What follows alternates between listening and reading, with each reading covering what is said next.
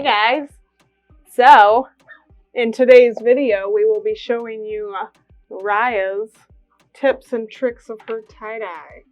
So, we have lots of different stuff on the table today, and I will be telling you and showing you a little bit about what I do, kind of behind the scenes stuff that you guys don't get to see very often. So, Sinew, sodium alginate, soda ash, which is also in this coffee can, my aluminum foil borders that I always make and I have never ever explained.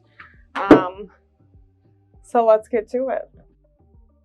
Alright, so I always have gloves when I work with soda ash or mixing dye or even the sodium alginate, just because they are still chemicals, and I also don't really like to get dye all over my hands. I do have a full-time job other than this full-time job, so I do like to keep my hands clean. So I always have gloves except for when I'm tying my stuff. So the first thing I'm going to show you, this is my bucket. I have two. Depending on how many projects we have going on at once. You could buy a big Rubbermaid tote if you want to. You can use a utility sink plugged up. But this is what I do for soaking my items in soda ash. So this is just a 5-gallon bucket. I fill it depending on how many things you're soaking at once. So the base that I do is 1 gallon of water and a half cup of soda ash. So I kind of always use warm water. It will go to room temperature while it sits anyways. So you could, do whatever you want, but I think cold just doesn't help mix the soda ash in the water. So I use warm water. So I always soak a lot of things at once. So I do 2 gallons of water, so a full cup of soda ash. So my soda ash, which is also everything here except for the bowl and spatula and the aluminum foil, is in my description box below. So if you want to buy any of that, it's down there. It'll take you right to it. But my soda ash came in a bag, and I wanted to keep it fresh, so I have this coffee can.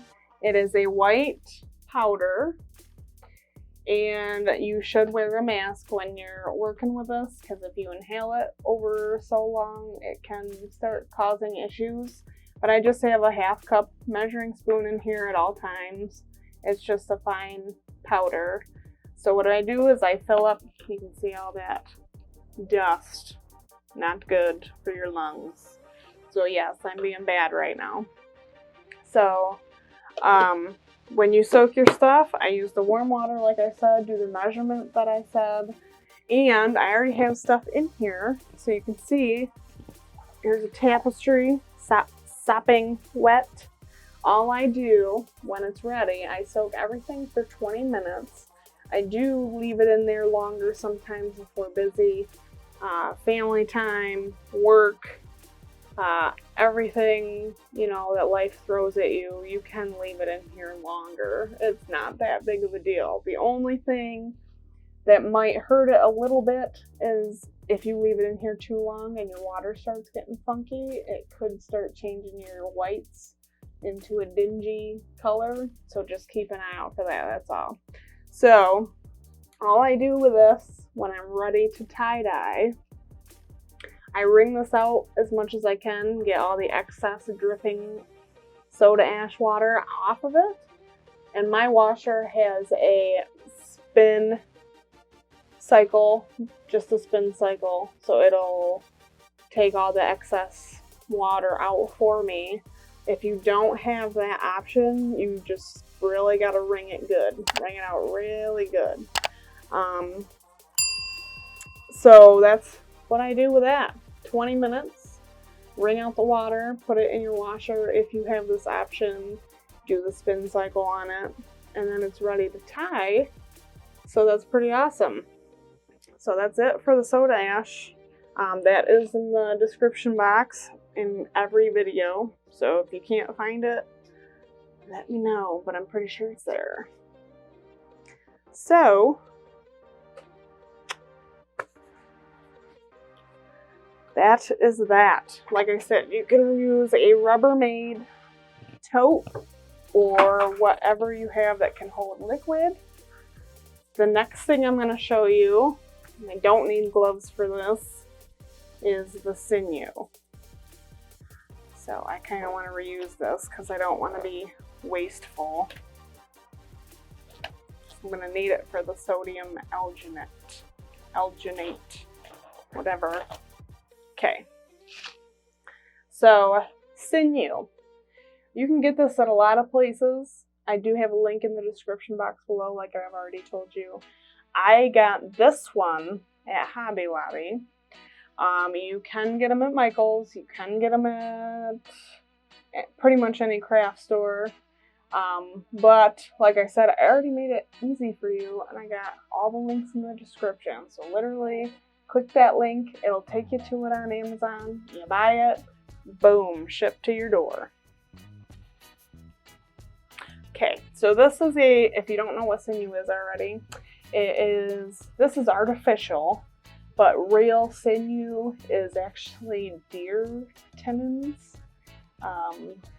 So I know that sounds gross, but it's actually really good, really natural. But this is artificial, so this is man-made. It is a waxy string, basically. Feels like plastic-y string. So the wax in this is what helps hold it together so that you don't have to tie it. So that's why I love this, and this is what makes your white lines that you want. So we're going to show you a quick Slipknot. I know I've done it in one of my videos, but guess what? Can't remember what video it's in. So now you'll have a video right here, this one that we're doing, that you can go to for all the tips and tricks. So we're going to show you the quick Slipknot. Alright, so I normally have quite a bit out for this, but I'm going to show you hopefully in a way that you can see it. So the very end of your string here, have 2 fingers and overlap your fingers with a sinew, and you're going to pull this end up over the other part of the string, so it's kind of up over top, and then this is the easier part. So you're going to take your 2 fingers and you're going to take your 2 fingers. So right now it looks like a breast cancer symbol, if you can see that. You're going to pull and put your fingers on this part of the sinew, and you're going to pull it right through that loop that you had made. So pull it so that there's a knot. So I know it looks like, oh, well, that's too tiny. How am I going to get that around my shirt? That is not the case, because you can open this up as much as you want and as big as you want without it coming undone. And if you need it smaller, you can tighten it up a little bit. And if you just want to undo it because you feel like you messed up, you just pull. So I'm going to show you one more time just to make sure. So the end of your sinew is on the bottom part of your 2 fingers or your 3 fingers, whatever you want to use. And then the part that's connected to your spool is on the top. So you're going to pull this up over the top part so it looks like a breast cancer symbol. Use your 2 fingers to grab the rest of the sinew and then pull it right through that loop and make a knot. Then you can adjust accordingly for your sinew. So when you use this and you want really tight lines for, say, like the 16-point mandala, pull it super, super, super tight and then wrap it around 3 times every time you make a line. So every time you do that, it'll make it so tight, you're going to get your white lines, and that's why I love sinew so much. So if you need anything clearer on that, definitely comment down below. So now we are going to show you how I make my aluminum foil borders for my ice dye projects. I use it for everything. A lot of people use cardboard So they'll kind of perforate it with an X-Acto knife so they can fit it around. But I think this is the most flexible and the easiest to use. I've never actually tried the cardboard, but like I said, this you can bend whatever way you want and it works. So I am going to, so depending on how wide your project is or how much tinfoil you're gonna need, we're gonna use an example. This is my ugly tie-dye towel. Don't you worry about it. It's got lots of tie-dye on it. So if we just use this as an example, we're gonna swirl this a little bit. I don't even care what it looks like, so don't you judge me.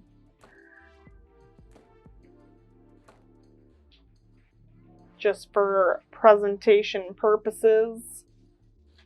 I got scared for a second.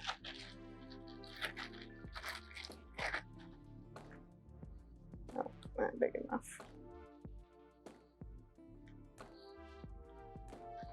Don't care, I'm not actually tie-dyeing it. So my super ugly swirl, and we're gonna make a border. So this is every time I ice dye, this is exactly what I do. So we'll put that aside for a second. To play it safe, I always use a lot more than I normally have to. Don't know why. I just don't want to have to make a new one and waste a ton when I could have just wasted a little bit. Aluminum foil, I always get the heavy duty because I hate when it rips on me. It bothers me so much. So to make it thick and durable and it'll still bend the way that you want, start out with your piece of aluminum foil and fold it in half the long way. Doesn't have to be perfect at all. Then fold it in half the long way again. This is so easy. You guys are going to be like, oh my God, why didn't I think of that? I did it for you. So now you have this border and it's thick, but it's not too thick, and you can shape it however you want. So now you're going to wrap it around your project and you're going to have this excess, but I use that. So I fold it in a little bit. It's coming up already. This is my ugly swirl. Get in there. So I fold it in again, and for the most part, it stays.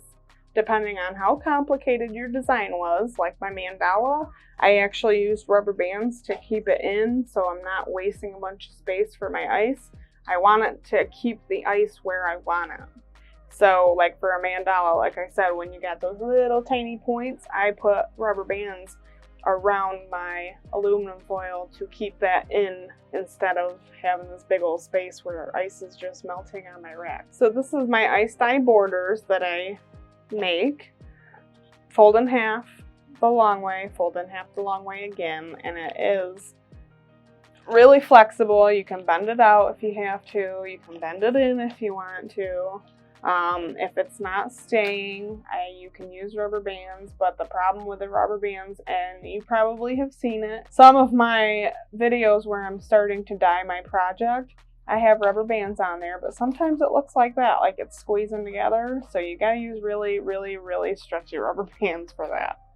But, like I said, if it's easier for you, or if you have cardboard laying around, you can do that and use like a cup to hold up the side, and then like your Sinew to hold up the side, or I've seen people use Legos to hold it up before. So you can usually use anything that you want. So that's our border for our ice dyes. So you should try that because it's super fun and easy. And if you have a really big project and you need help folding it, you can have your husband do it like I do.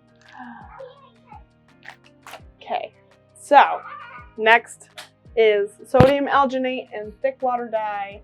Yay! Sodium alginate! Woo! So I'm gonna go over the supplies you need for this real quick. I always keep paper towels around. Need them. Gloves. Need them. Towel. Need them.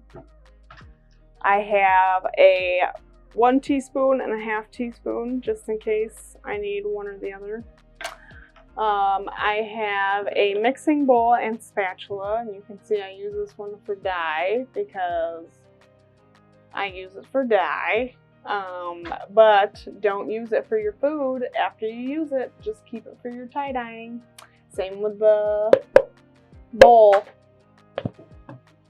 Same with the bowl. Don't use it for food after you use it. Put tie-dye right on the side, which I haven't done yet, but everybody knows not to touch my stuff. So, tie-dye, bowl, and spatula. Then, I have 2 huge 16-ounce bottles, which are in the links below, along with none of that except for the gloves. So, they're both filled with 8 ounces of warm water. I always do thick water with warm water. It helps to get the powder to kind of dissolve. So 8 ounces, or you can do 16 if you want, but I'm doing 8 ounces so I can show you the way that I mix 8 ounces of thick water dye, or just thick water. So there's that. Then I have this nifty hand mixer, and it's cute, and I love it. So this just snaps on. This is also in the link below, but this is probably, I have the one in the links below is one that I have, but this one's clean. So we're gonna go with that. This one snaps right on there. I don't have it plugged in yet, but you just pulse with your finger and it mixes for you with this nifty blade. And then, so you don't ruin the electronic part, you take this off and you can put it in the dishwasher or wash it by hand. Links below. Then, sodium alginate. I bought mine from Amazon because that's what Mr. Tie-Dye recommended because he's pretty awesome. And this is fine powder. So it says right on it, it's Cape Crystal Brands, finest quality from the sea, sodium alginate. Its uses are thickener, gelling agent, emulsifier, culinary spherication, appetite suppressant. Sounds super weird, but you're not going to be eating it, so don't worry about it. 100% natural food product. It is cultivated from sea kelp, non-GMO, vegan, and gluten-free. You're not going to eat it, so don't even get any ideas. Okay? That's also in the links down below. So I'm going to show you what it looks like real quick. Super fine powder. It looks like flour, to be honest with you. Literally looks like flour. So chalk it up to that. It's flour. But it thickens your water. So we're just going to get right into it. I'm going to show you how to do this awesome thing. So the first thing we're going to make is thick water dye.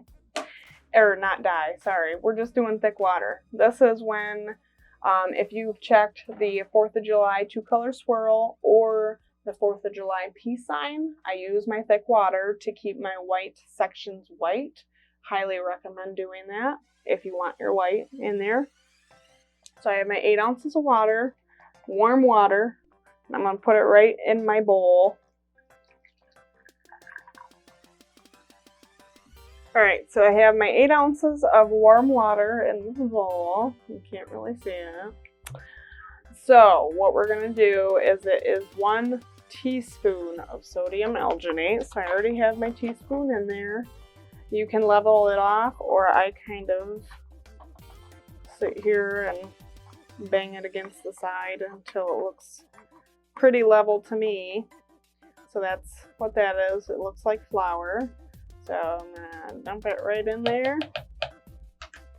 Close up my bag so I'm not clumsy and tip it over and waste it all. And then I have my nifty blender. Nifty blender. And you are going to blend. So before I even start, you're not going to hear me once I start doing this. But you put your blender in there, get it all together. If you see any chunks, keep blending. So I'm going to do that real quick, and we'll probably just add music so you don't have to listen to the annoying blender. And I'll try to show you what it looks like with chunks, and then I'll get it all blended together and I can show you what it looks like afterwards. So I'll start blending.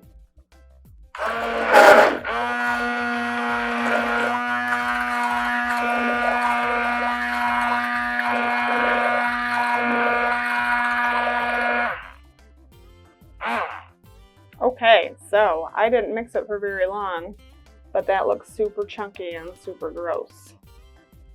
Don't leave it like that. Go back and do it again. That's why you gotta have a blender. If you just try to put it in a bottle and shake it, definitely not gonna work.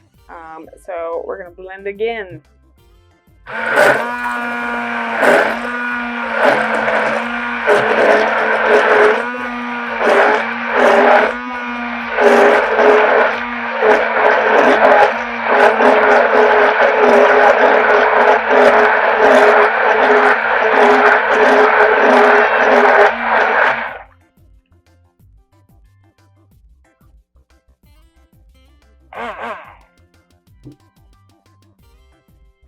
Okay, so this is finished thick water dye. It's going to be really hard to see because it blends in with my bowl, but I'm going to dump it in my bottle that I actually had the water in to begin with, and I need a paper towel for that so I don't make a mess. Okay, so we're going to dump it right in there. I'm just going to let it do its thing first, and then I'll use my spatula. So as you pour this out, it just looks like kind of a runny corn syrup, if that makes sense. So I'm just going to stop for a second and use my spatula so I can get all of it. I don't want to waste. Okay, so we got the thick water, and now we have thick water dye. So I'm going to try to show you real quick what this looks like, because it definitely doesn't look like water. So you can see there's a little bit of color difference. Maybe can't. Well, it looks very like, you know, when people say clear glue, but it's really not that clear. That's what it looks like. It's syrupy, but it looks, I guess you can mistake it for some water. But if you look in it, there's lots of tiny little bubbles in there. You can tell that it's working. It is a little bit of a runny syrup, but this stuff works really good. So I'm going to show you real quick what this looks like. So I dumped that real quick here on my paper towel, and it has not ran at all. So this is exactly, these bottles have a big tip, so a lot came out. I don't know if you can see that. A lot came out of it, so you're going to be able to tell that. And we're going to make some with dye in it so you can see what that looks like. I'm going to wipe up a little bit. But it is syrupy and it's thick, and I am also wearing, that's why I'm wearing my apron. So we have our bowl again, 8 ounces of warm water.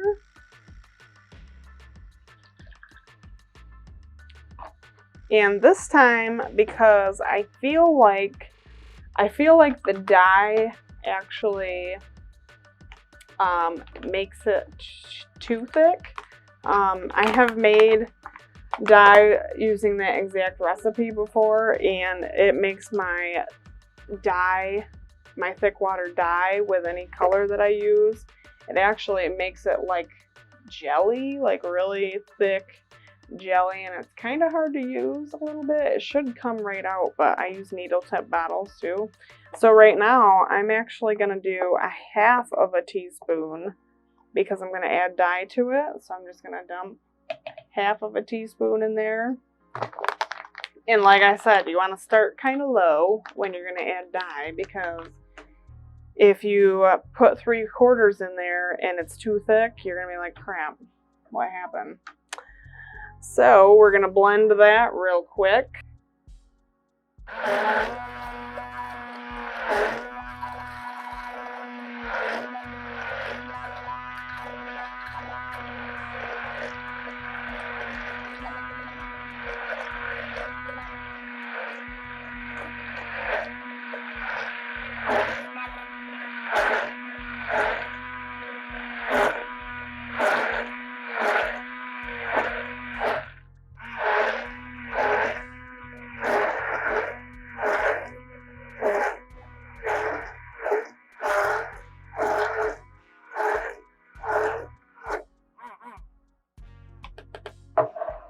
Alright, so that's definitely not as thick as the first one, but I have some teal blue dye. I cannot believe I forgot to put gloves on this whole time, so we're going to do that now. Sorry! Wear gloves when you do this. I have teal blue. It's going to look like it's black because it always does. So for 8 ounces, we are going to do 1 teaspoon of Dharma dye. So this is my measurement that I use, and I feel like it's perfect. So this is teal blue dye. It looks kind of green, but we're going to put it right in there. 1 teaspoon. Because that's normally what I use for any water dye. And we're going to mix that up real quick.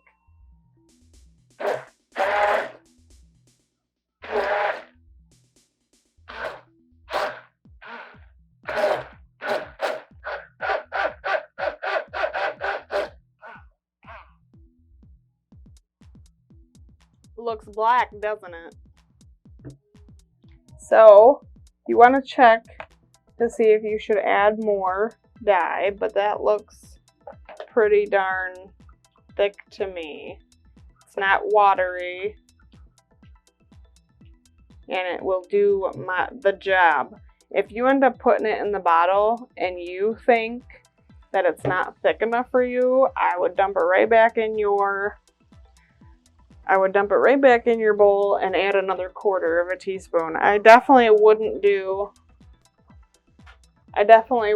the whole teaspoon. That's definitely gonna be too much. So let me get some of this stuff out of the way here. Okay, so we're gonna dump this in a bottle, and I'm gonna show you what that looks like. So dump it right in there. I got lucky right there. Did you see that? It almost just went right over the bottle onto my hand.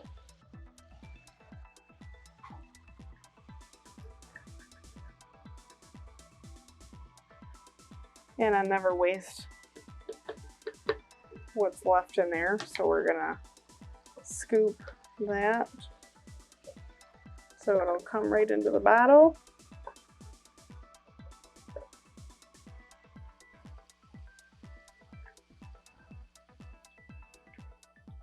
I am a mess maker.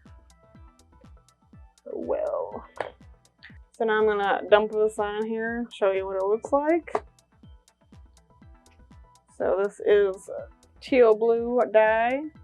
I'm gonna try to do it a little thinner. All right. So it's spreading a tiny bit. So what I would do with that is you can use it like that. If you use it like that, there is a little bit of a chance it'll bleed a little bit. I honestly would add a 1/4 more.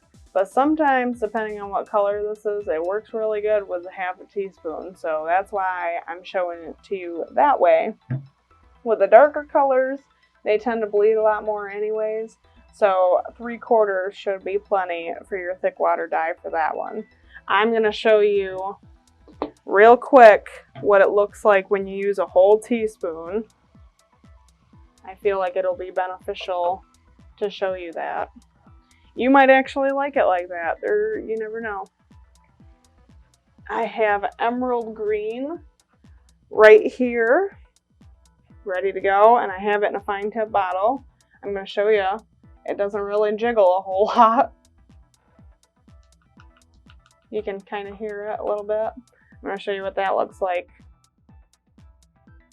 So I do have to squeeze a little bit. This is not going to bleed very much, I can tell you that.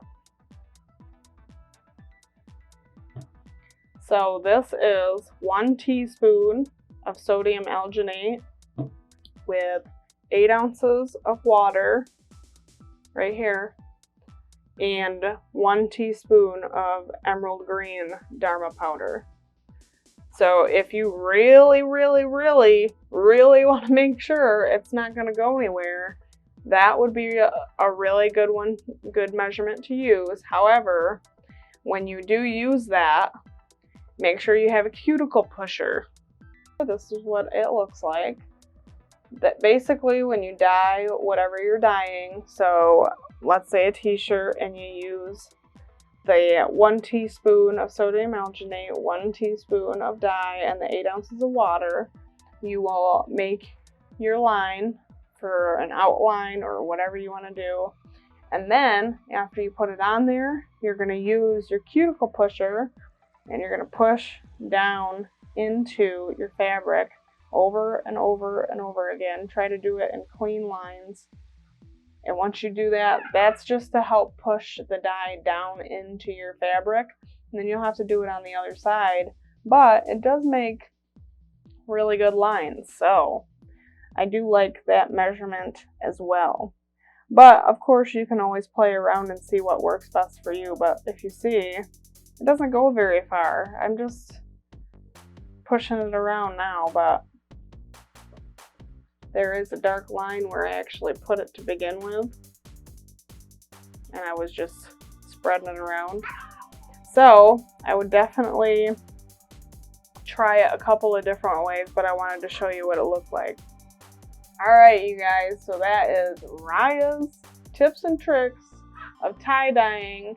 So basically all of my behind the scenes stuff that you never get to see me do, that is pretty much it. Sodium alginate, soda ash, Sinew, which sometimes you get to see, sometimes I do it way too quick. If you have anything else that you think would be a good video for a tip or a trick, let me know in the comments down below. We probably will have a lot more here soon because I will be getting into some different stuff that I've never done before. So definitely tell me how all of these tips or tricks helped you, and if there's anything else you want to see. Thank you so much for watching, and be nice to each other. Happy tie-dyeing.